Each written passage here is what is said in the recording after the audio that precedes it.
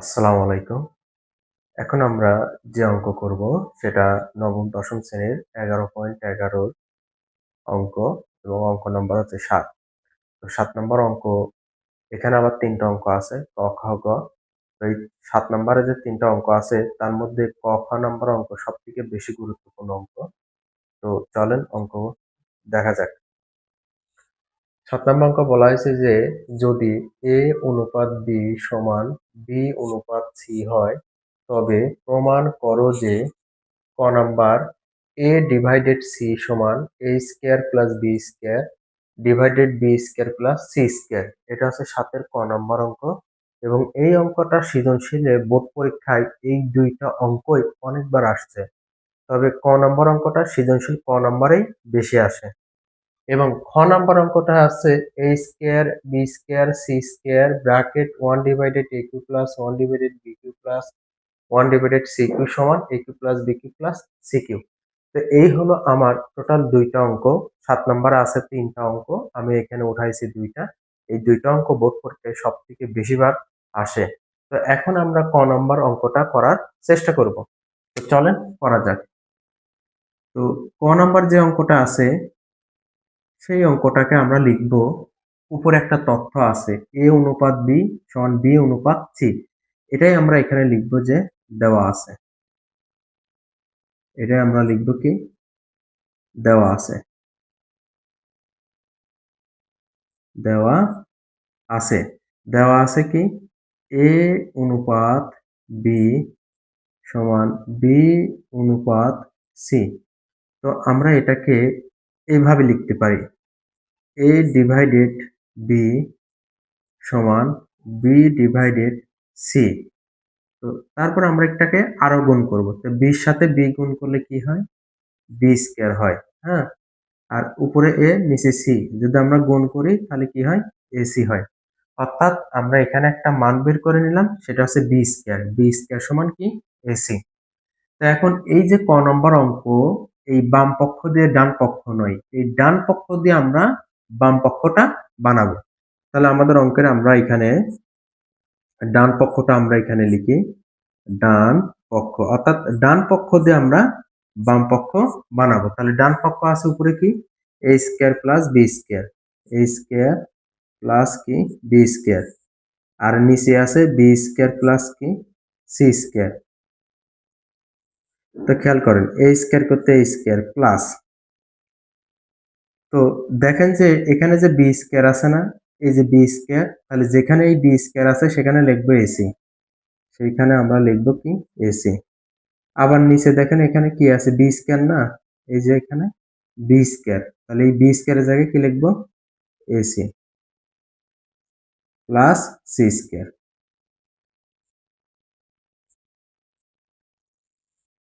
এখন দেখেন এখানে এর উপরে ২ মানে এ ২টা, আর এখানে সির কাছে এ আছে কয়টা একটা, তাহলে এ কমন নিতে হবে। তাহলে এখানে এ ছিল ২টা, এখানে নিচে একটা, তাহলে আরো একটা আছে প্লাস, এই এটা এখান থেকে কমন নিয়ে এখানে লিখছি, তাহলে এখানে পড়ে আছে কি সি। নিচে খেয়াল করেন এখানে আছে সি একটা, এখানে আছে ২টা, তাহলে কমন যায় কি সি। তাহলে এখান থেকে যদি আমি সি কে নিই তাহলে পড়ে থাকে কে এ প্লাস, এখানে সি ২টা, তাহলে এখান থেকে একটা এখানে লিখছি, তাহলে এই জায়গায় আরেকটা পড়ে আছে। এখন খেয়াল করেন যে উপরেও এ প্লাস সি নিচেও এ প্লাস সি, তাহলে এ প্লাস সি কি যায় কেটে যায়। তাহলে কি থাকে এখানে উপরে থাকে এ আর নিচে থাকে কি সি। আর এটা হচ্ছে আমার অঙ্কের বাম পক্ষ, এটা হচ্ছে আমার অঙ্কের বাম পক্ষ। দেখেন এই ডান পাশের অংশটা দিয়ে আমরা এই বাম পাশের অংশটা এখানে বানাতে পেরেছি। তো এইটা হচ্ছে আমার ক নম্বর অঙ্ক এবং এই অঙ্কটা ছোট্ট একটা অঙ্ক হলো, এই অঙ্কটা খুবই গুরুত্বপূর্ণ একটি অঙ্ক। তো চলেন এখন আমরা খ নম্বর অঙ্কটা করার চেষ্টা করব। তাহলে আমরা এখন খ নম্বর অঙ্ক যদি আমাকে করতে হয় তাহলে আমাকে এই অংশটুকু আবারও করতে হবে। তো আমরা এখানে লিখি যে দেওয়া আছে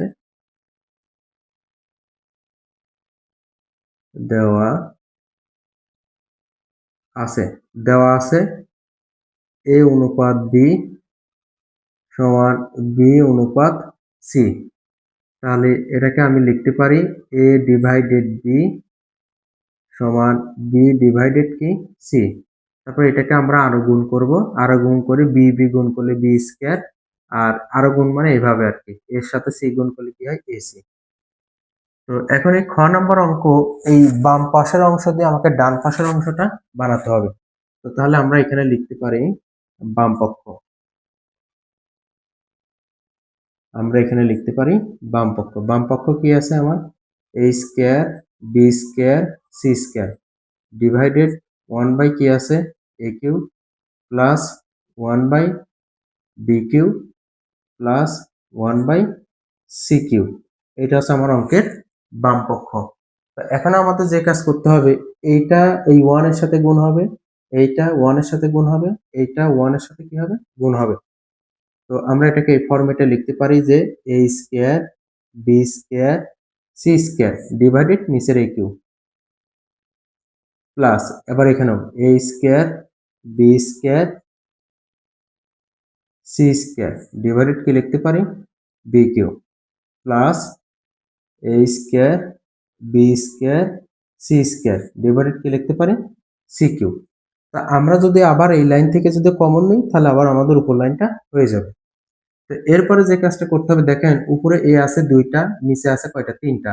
তাহলে এই দুইটা দিয়ে তিনটাকে যদি কাটি, তাহলে নিচে এ থাকে কয়টা, একটা, আর উপরে থাকে B square C square plus, এখানে খেয়াল করেন উপরে বি আছে দুইটা, নিচে আছে কয়টা, তিনটা। তাহলে দুইটি দিয়ে তিনটাকে কাটলে নিচে আরো বি কয়টা থাকে, একটা, এ স্কয়ার সি স্কয়ার প্লাস, এখানেও একই রকম, এখানে উপরে সি স্কয়ার আছে দুইটা, নিচে সি স্কয়ার আছে, নিচে সি আছে কয়টা, তিনটা। তাহলে উপরে দুইটা সি, নিচে তিনটা সি, তাহলে দুইটি দিয়ে তিনটাকে কাটলে নিচে সি থাকে কয়টা, একটা।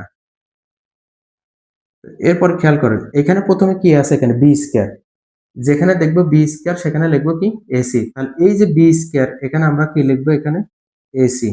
আর এই সি স্কয়ার করতে কি, সি স্কয়ার প্লাস, এখন দেখেন এখানে এর উপরেও স্কয়ার সির উপরেও স্কয়ার, দ্বিতীয়টা এই যে এখানে এর উপরেও স্কয়ার সির উপরে স্কয়ার, তো আমরা একবারে এসি কে ব্র্যাকেটে রেখে তার মাথার উপর একবারে আমরা হোল স্কয়ার দিতে পারি প্লাস, এখানে এ স্কয়ার করতে এ স্কয়ার, দেখেন এখানে বি স্কয়ার আছে, তাহলে এখানে যদি বি স্কয়ার থাকে, তাহলে বি স্কয়ারের জায়গায় আমরা কি লিখতে পারি, এসি। বি স্কয়ারের জায়গায় কি লিখতে পারি, এসি। আচ্ছা, এখানে আমরা একটু শর্ট করেও যদি আমরা যদি করি, দেখেন এ আর এ কি যায়, কেটে যায়। তাহলে এখানে সি একটা, এখানে সি দুইটা, তাহলে গুণের ক্ষেত্রে পাওয়ার বাড়ে, তাহলে কি হয়, সি কিউ হয়। তো আশা করি এই বিষয়টা বুঝতে পারছেন।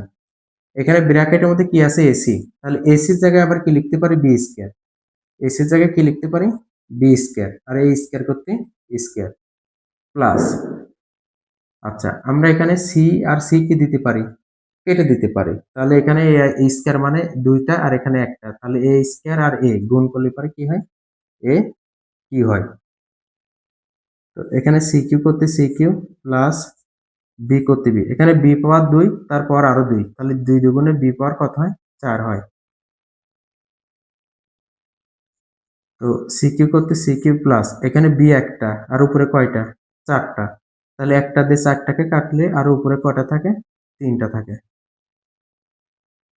এখন আমরা এটাকে একটু সাজাই লিখি, এখানে লিখি A cube plus B cube plus C cube, এই দেখেন আমরা বানাতে পারছি A cube plus B cube plus C cube. তাহলে এটা হচ্ছে আমার কি, প্রমাণিত, প্রমাণিত। অর্থাৎ এই বাম পাশের অংশটা দিয়ে ডান পাশের অংশটা আমরা এখানে কি পারছি, এই যে এটা বাম পাশের অংশ, এটা ডান পাশের অংশ, অর্থাৎ এটা দিয়ে এটা প্রমাণিত করতে পেরেছি। তো এখানে যে দুইটা অঙ্ক লেখা হয়েছে, দেখতে মনে হচ্ছে খুবই ছোট, কিন্তু এই দুইটা অঙ্ক এসএসসি পরীক্ষাতে বারবারই আসে। তবে আরেকটা বিষয় আপনি খেয়াল রাখবেন যে এখানে যেমন পাওয়ার কত দিয়েছে, দুই দুই দিয়েছে, আপনাকে পাওয়ার এখানে পরিবর্তন করে দিতে পারে, পাওয়ার 4 দিতে পারে, পাওয়ার 6 দিতে পারে, এভাবে দিতে পারে। অর্থাৎ এই যে পাওয়ার যে থ্রি থ্রি আছে, এই পাওয়ার গুলো আপনাকে পরিবর্তন করেও পরীক্ষায় দিতে পারে। তো আশা করি এই 7 নম্বরের যে ক খ দুইটা অঙ্ক আছে, আহ, আশা করি বুঝতে পারছেন, এবং যারা এসএসসি পরীক্ষার্থী আছেন 2026 সালে, তারা অঙ্ক দুইটা একটু মনোযোগ দিয়ে করার চেষ্টা করবেন।